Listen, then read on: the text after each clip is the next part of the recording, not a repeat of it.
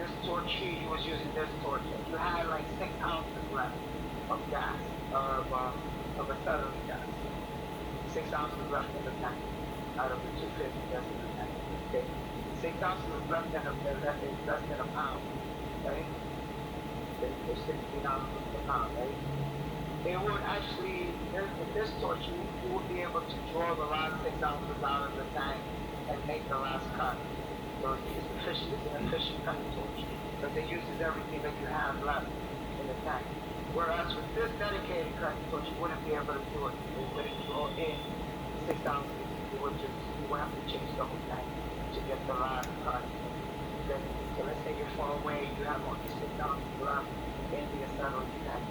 This particular torch will draw it out, and you'll be able to make the last cut and be able to finish the job. So how does it work? The high pressure oxygen, the 25 or the 35 psi that normally you would use when you cut a metal, usually is always higher pressure oxygen. When you weld, it's 10 psi on the oxygen and 5 on the acetylene.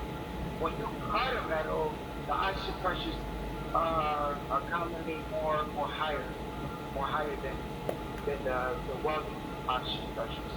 Okay, normally you go up to 25. We'll talk about that on Friday. 25 quarter inch to 35. 35 is usually for like half-inch plate, but actually we changed the tip and we talked about that before.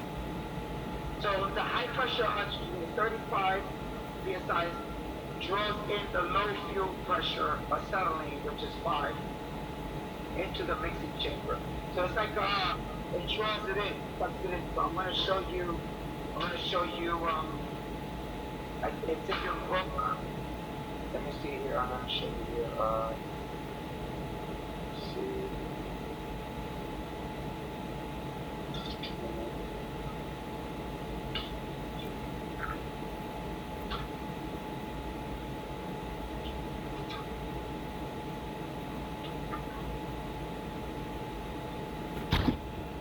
Dissolving the oxide. If you're not mixing up those gases right, it's popping a lot. And some of these popping, they sting your skin. I've been there where it goes on your clothes and burns your clothes up. That's part of welding. You go through and you have I had a nightmare that my leg got burned shorts. Say that again, Mark? I said I had a nightmare that my leg got burned because I was wearing shorts during class. Wow. Yeah, it's pretty bad. And then you woke up and you checked your leg, right in your leg. Yeah. Oh, wow. Yeah. Wow. So yeah, sometimes you have like a really, because I know some clothes are expensive. Some of these like t-shirts are like $25. You wear it for welding, all of a sudden you burn a hole, and you don't want to wear it again. I wear it, I don't care what people, you know? They might think like moms are like eating my shirts, but I don't care about it. It costs too much money, I'm still wearing it, right? A little hole is not gonna stop me from, so guys, let's finish reading. One method uses equal or balanced pressures and the gases are mixed in the mixing chamber. The other method uses higher oxygen pressure and the gases are mixed in the injector chamber. Thank you. Who wants to read the green one? The mixing chamber. Okay. The mixing chamber, the equal pressure torch may be located in the torch body, attached to the tip, or in the tip. Both gases must enter the enlarged mixing chamber through small separate openings. Because the mixing chamber is larger than the total size of both entrance holes and the exit hole, the gases experience a rapid drop in pressure as they enter the chamber. The rapid drop in pressure causes the gases to become turbulent and mix thoroughly. Some manufacturers spin the gases before they enter the chamber to ensure complete mixing. Good. Who wants to read the, notice over here the equal pressure torch, mixing chamber. Both gases enter to the right and the same pressure, right? And then you have over here the metal coil and the oxygen tube spins, and the gas ensuring a complete mixing of gases. Or some of these mixing changes. Okay, who wants to read the injector mixing? Somebody? I can read it. Yeah, you can read. Okay.